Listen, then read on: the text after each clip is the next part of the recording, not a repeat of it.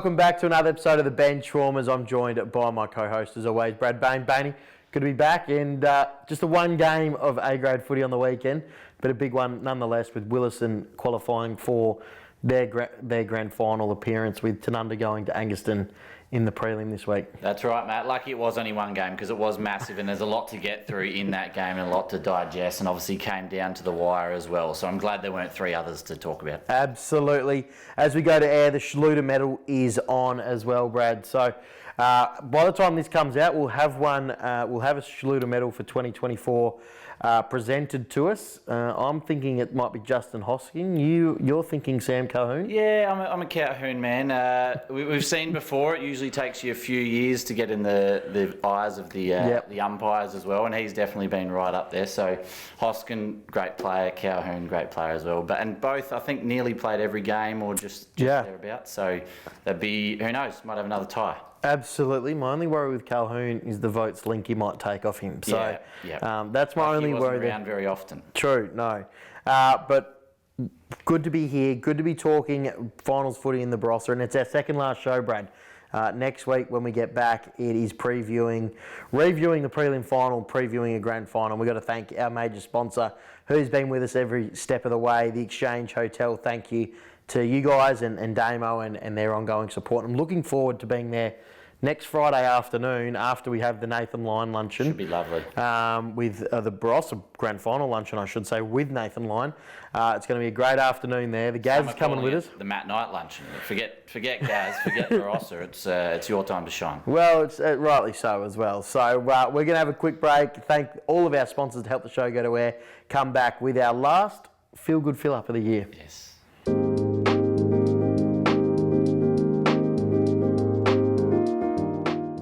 Once again, thanks to all of our sponsors that help the show go to air each and every week, Brad. One of those sponsors is Rejuvenate Sports and Remedial Therapy. Go and see Brad and the team down there to get looked after and get those sore spots rubbed out heading into the grand final. But Brad, it's the last feel-good fill-up of the year before we have to select a winner next week. What do you got for us? It's massive, Matt, and it gets a bit emotional this time of year as well. And last week we gave a little clip to the AFL, and we need to send out a little apology. Maybe that come across a little bit too aggressive. Oh, you reckon? But while we're on being constructive criticism to the AFL, I think while we're there, mark and goal of the year probably needs to extend into the finals, I think. That's been a little bit of chat around that. And I think now's a better time than any. We've probably just missed it, but I think next year that probably needs to get re-looked at. Well, we might have saw him on the weekend, so I agree with you that don't award it too early. Yeah, that's right. Don't go too early, Chooky. It still counts towards your games and your goals across your career, so why can't you win a car doing it as well? But anyway, we'll keep it positive, won't we? We'll stay on footy. It is that time of year, and God, I love this time of year, Chook. The sun's out, the grass, the grass that gets mowed on the lawn at the ovals, it just smells a bit different this time of year, doesn't it? Yes. With the sun and the spring air, it's bloody beautiful. But Chook, 2 weeks ago we shouted out the Hawks and Hock ball, Hock warts, Hock tour, spit on that thing. I don't care what you call it, Chook. It is bloody beautiful to watch the Hawthorn football, and we love the carry-on. It is something special. And Hawks, on and off the field, they brought the TikTokification to AFL, didn't they? And one man at the forefront of all this, the pioneer of all of it, before it was all cool, Jack Ginnivan, he is a star. He gets a lot of people offside. He's got a lot of people onside. Like I said, he did it before it was cool, and now everyone's sort of latching onto it. And as they're winning, there's an absolute steam train behind it. He does what makes him happy. He doesn't give a stuff what anyone else says. And what I loved, on game day, a couple of hours before the bounce, he's already put out a TikTok, given a swipe to the media. Breaking news, I've just gone for a walk, everyone. A couple of hours before the bounce. I love it. God, they'd want to keep winning though, because I reckon people will be coming for his heads if they start losing. But I love it. I'm all for it, Brad. You got to let the generation of today express themselves, and coaches that are a bit of the generation before and they struggle to embrace that. Sam Mitchell, it was one of the great players. He's one of the great football minds, and he's one of the great people. So he's just allowing these boys to just be themselves, and that's why they're having the run that they are. And Jack is at the forefront of that. You see McRae last year, you know, they backed him in, but then it was almost too hard to handle, and they didn't want to deal with it, and they moved him on, and he gets embraced by Hawthorn, and he's playing in the finals again. He's a star. I love the fact that he takes the piss out of the media. He kicked that goal and goes around like he's drinking a beer and that as well. So Jack is a superstar, and he's a part of why the Hawks are so good to watch at the moment. I can't wait to watch him on the weekend. And he's backing it up, importantly. But you got to. If you're going to, you got to. Yes, it's a fine line he's running, and he is running very close to it. But if he keeps winning, this could be special again. He could go down as one of the all-time greats. Yep, I agree. And it'll be special to watch on Adelaide Oval, Brad.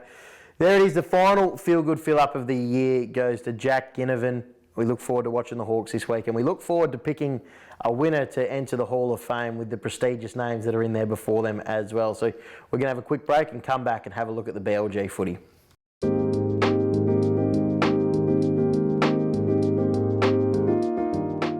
All right, Brad, let's have a look at all the second semi-final action from Freeling on the weekend.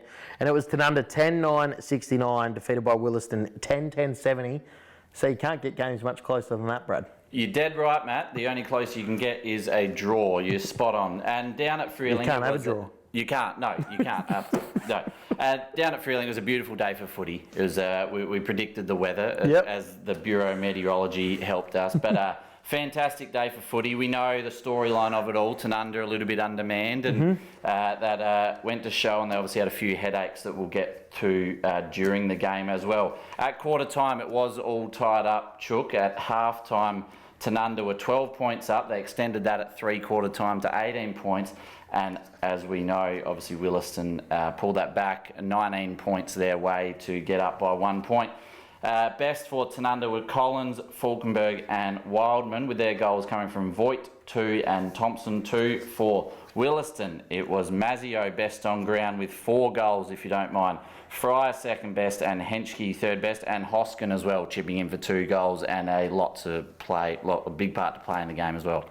Yeah, it was a fantastic game, and I mean, you had a look at the scoreline there, Brad, and it was one of those games where with 5 minutes to go, Williston sort of got 2 points in front, and from there got turned into a pretty dour sort of 1v1 contest, just trying to kill as much momentum as they could. I think Jared Traynor had a shot late to try and win Tanunda the game that went through for a point, and Williston were able to hang on, which is exciting for them and great to get the break. But Tanunda, they might be ruining their chances there, because I feel like if there was a team out of the two that needed the break, it might have been Tanunda. That's right, that's right, Matt. We going into the game, we obviously talked about a few of the sore bodies, that's for sure. We had Sutcliffe obviously get back after a long time off, and from all reports, he's gone down early with a similar injury, as far as we know. Voigt as well, he's battled some sort of lower leg injury, a calf, we are believed to be told. Ones didn't get up. Obviously, Cowham, Snowden, Doherty, as we know, suspended, and Linky didn't get back from where he's off to. So who knows what he'll be up to this week. I'm sure they'll be ringing Linky off the hook. For Williston, though, Matt, 4 weeks ago, you might remember a little story I told you about a young lad, Enrique Mazzio. Isn't that a beautiful name, just to roll off the tongue? He was starting to come back in for a couple of games, did enough just to qualify. I said he might be the answer to Nick Lehman going down earlier in the year. And there you go, first final, best on ground and 4 goals. So you're welcome for the heads up. Yeah, and a super talent by reports as well. So very exciting for the Williston Football Club. As I said, they'll get the break. I believe Growden will come back into that side. So there's going to be someone probably unlucky to miss out. But I think you mentioned those outs for Tanunda. That's 6 or 7 very important players. We're not sure on the status of all of them, but they would definitely be wanting most of them to play this week against Anguston, and we're not quite sure on the number of how many will play. We're not. So we'll wait and see what the teams come out this week. But we copped a bit of flack last week, Brad, because we both tipped the Donnybrooks. We did. But like it has been for most of the year, you've been on the right side of the ledger. Yeah, we crunch the numbers, we do the research and we cop it, but we stood strong, and we did get that one right. We don't always get it right, Matt, but yes, we did. One thing we didn't get right though, we couldn't tip this one, the in the second quarter, the fashion show that happened, but the model forgot his clothes and running across the oval mat. He's done a halftime fashion show and forgot to bring his clothes. So, but no, security, great job there. Eventually got to him and sorted him out, and the game proceeded to carry on. But yes, a bit for the fans to keep up with there. Well, it looked like he must have been doing a marathon or something, because he was also seen in the main street at Tanunda at 9 a.m. So, yeah, great job to that. And it is a spectator sport, football, isn't it? Yes, yeah, 9 a.m. to 3 o'clock is that a good old day, but we shouldn't joke about it. You can't be doing that. You can't do it, no. There's a crowd around and kids and all the rest of it, so, but yes, no, not on. Absolutely not. Brad, let's have a look. Let's have a quick break, I should say, thank our sponsors and come back and have a look at the prelim final this week.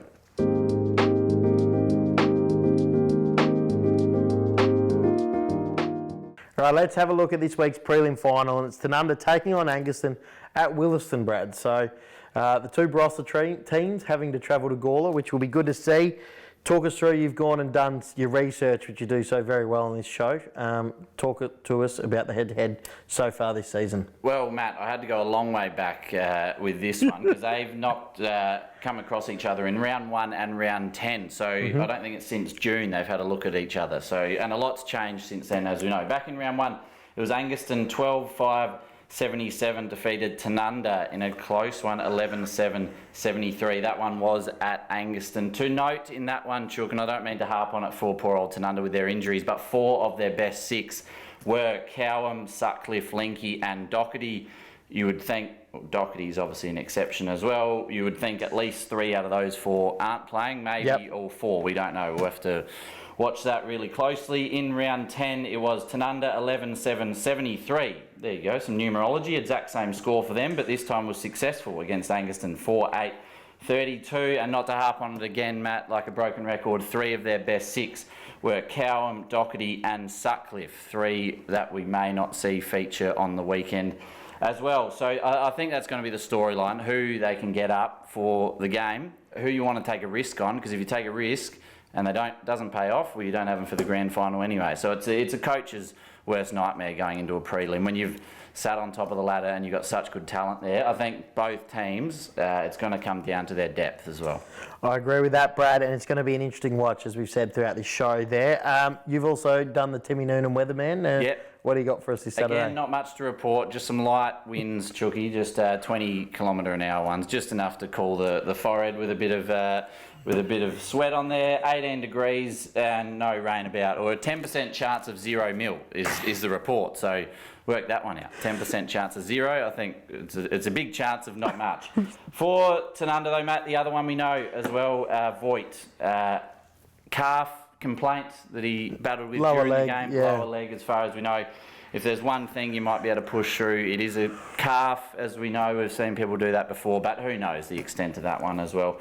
As we said, they'll be ringing Linky's phone off the hook. Snowden as well didn't play. We don't have a heap of details around that one last game. No, we don't, no. So, as we've said, it's going to be a good watch to see who they do name and who they do take a risk on, as some of those we aren't aware of what the issue is there. So looking forward to it. It'll be a great day at Williston Oval. A final at Williston Oval, I reckon it's almost the best place to watch footy from. You're always up above the oval, got a good viewpoint and plenty of parking for the cars as well. That's right. It's going to be great to watch out at Williston on the weekend, so make sure you get down there. And obviously we have all the netball and other grades going on as well, so get behind them.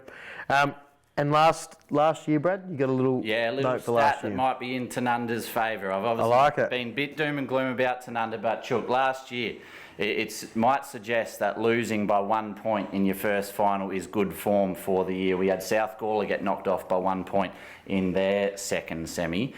They obviously cleared the prelim and then won the grand final. So maybe that is the winning formula. Who knows? We talk about the 4-week final series for Barossa. Yes. Maybe it's not the ideal prep for a Williston that isn't going to play much footy now. But that's one of the only things that I've probably got going for Tanunda, other than they're a quality outfit. But their injuries for me, it's going to be tough. I'm with you. I'm going to make a prediction both ways. If Sam Calhoun can kick 4 or more, Tanunda will win. Yep. If he kicks 3 or less, Angaston will win. There you go. That's my tip for the weekend, Brad. Top sport on that one if you can bundle that up in a little multi and gamble responsibly. Absolutely. Who are you going with, Brad? I am going with Anguston. I think there's just too many question marks about Tanunda. However, if we were allowed to put little stipulations on it, I think if we could get Linky to fly back from wherever he is, maybe he could be the saviour. Yeah. But I'm not going to put a little weight. I believe he won't play this week. Yeah, believe he won't. It'll be tough for them. But